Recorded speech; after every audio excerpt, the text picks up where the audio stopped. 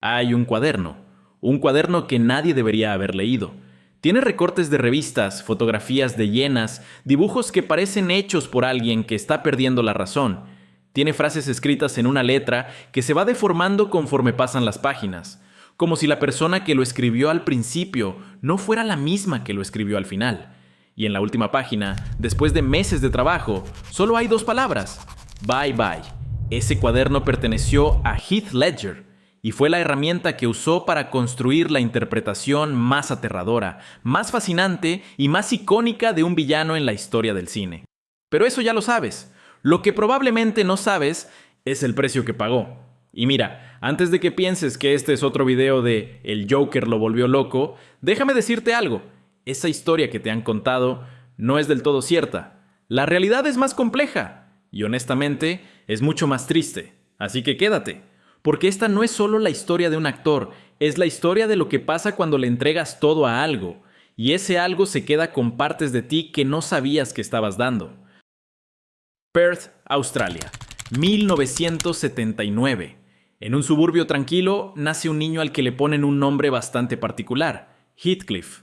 Sí, como el personaje de Cumbres Borrascosas. Su mamá, Sally, amaba ese libro, tanto que también le puso Kate a su hermana mayor por otro personaje de la misma novela.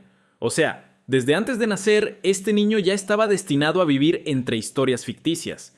Como si el universo le estuviera diciendo: tu vida va a tener mucho que ver con los personajes. Su papá, Kim, era ingeniero y corría autos. Su mamá daba clases de francés, vida normal, hasta que dejó de serlo. Cuando Heath tenía 10 años, sus papás se separaron.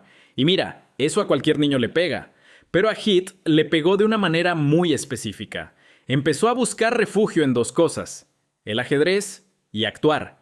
A los 10 años ganó el campeonato juvenil de ajedrez de Australia Occidental, y ese mismo año interpretó a Peter Pan en una obra de su escuela. Y algo pasó ahí, algo se encendió, porque cuando estaba en ese escenario dejaba de ser el niño cuyos papás se estaban divorciando. Era otra persona, podía ser cualquiera. ¿Y sabes qué? Yo creo que ahí empezó todo, esa necesidad de ser otro, esa habilidad de desaparecer dentro de un personaje, lo que después lo haría un genio, pero también lo que le costaría todo. Y entonces llegó la película que lo cambió todo. 2005, Brokeback Mountain, dirigida por Ang Lee. La historia de dos vaqueros en la América rural de los 60 que se enamoran y no pueden decírselo al mundo. Heath interpretó a Ennis Del Mar, un hombre que no sabe cómo expresar lo que siente, que tiene las palabras atrapadas en la garganta, que camina por la vida con los dientes apretados y el rostro fruncido, como si estuviera cargando algo que pesa demasiado. Y aquí es donde vemos por primera vez lo que Heath Ledger era capaz de hacer, porque no actuó a Ennis Del Mar, se convirtió en él. Su director, Ang Lee, dijo que la preparación de Ledger fue verdaderamente profunda, que mantuvo la tensión física del personaje incluso fuera de cámara, que durante semanas se negó a soltar a Ennis. The New York Times escribió que Ledger desaparecía bajo la piel de su personaje de una manera mágica.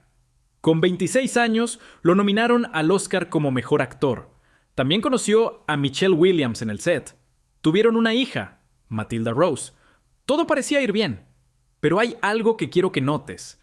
Algo que en ese momento nadie notó. Heath Ledger ya tenía un patrón peligroso. Cada vez que aceptaba un papel, no se lo ponía encima como un disfraz, se lo metía adentro, se volvía el personaje, y cada vez le costaba más trabajo quitárselo.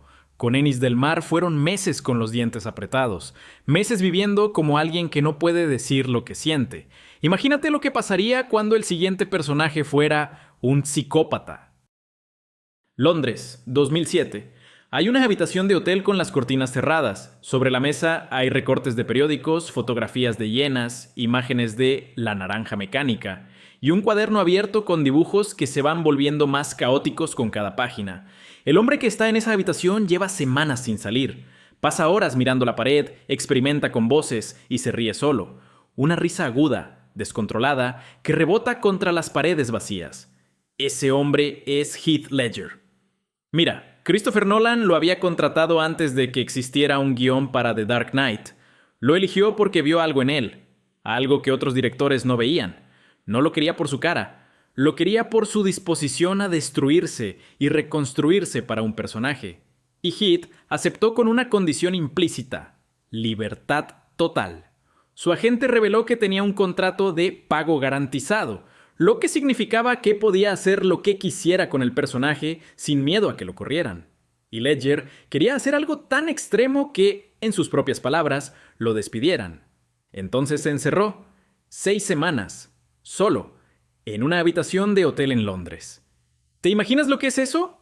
6 semanas solo, tratando de entender cómo piensa alguien que no tiene conciencia, alguien para quien el sufrimiento ajeno es un chiste, alguien que mira el mundo arder y se ríe. Y aquí viene algo que quiero que entiendas bien, porque hay un mito que se ha repetido 1000 veces y no es del todo cierto. La gente dice que Heath Ledger se quedó atrapado en el personaje, que vivía como el Joker las 24 horas, que no podía salir.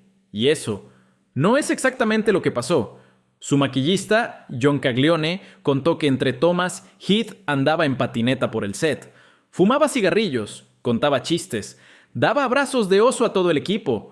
Al final de cada día, sin importar lo agotado que estuviera, abrazaba a cada persona antes de irse.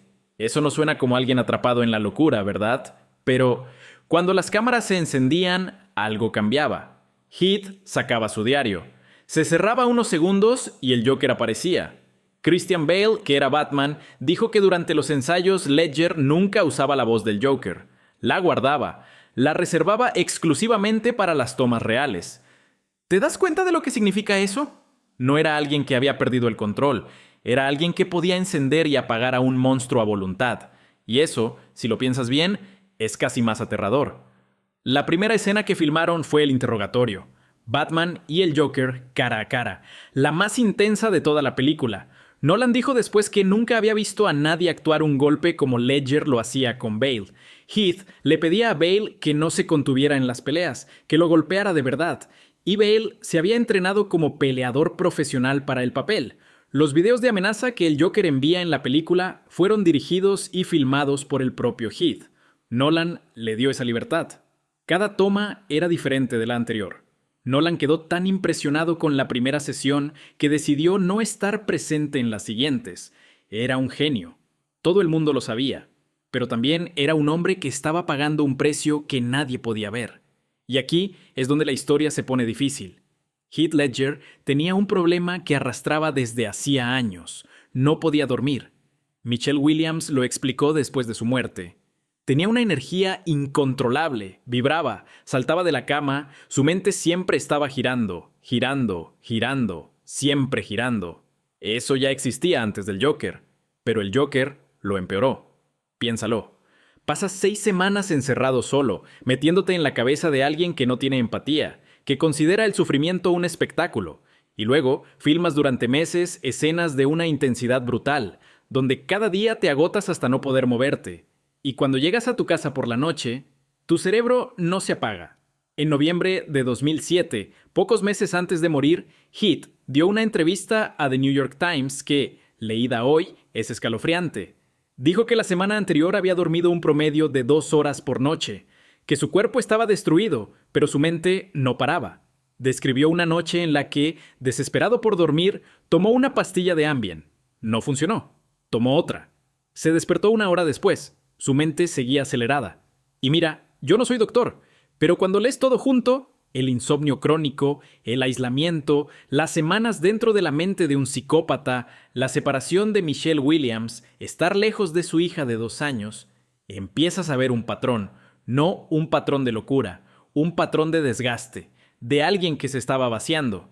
A finales de 2007, Heath estaba en Londres filmando El imaginario del Dr. Parnassus de Terry Gilliam. Hacía un frío brutal. Filmaban de noche en exteriores durante horas. Todos se enfermaron, pero Heath no se cuidó. Su compañero Christopher Plummer dijo que probablemente tenía neumonía y que todo el tiempo decía, «Maldición, no puedo dormir». Su amigo Jerry Grenell, que vivía con él en esas últimas semanas, lo escuchaba caminar por el departamento a las 3 de la madrugada. Se levantaba y le decía, «Vamos, hombre, vuelve a la cama, mañana tienes que trabajar». Pero Heath no podía dormir. La noche del 21 de enero de 2008, Su hermana Kate lo llamó por teléfono.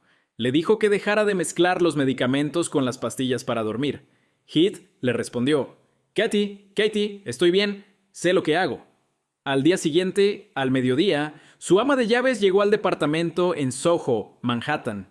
Vio a Heath acostado boca abajo en la cama. Escuchó que roncaba. Pensó que dormía.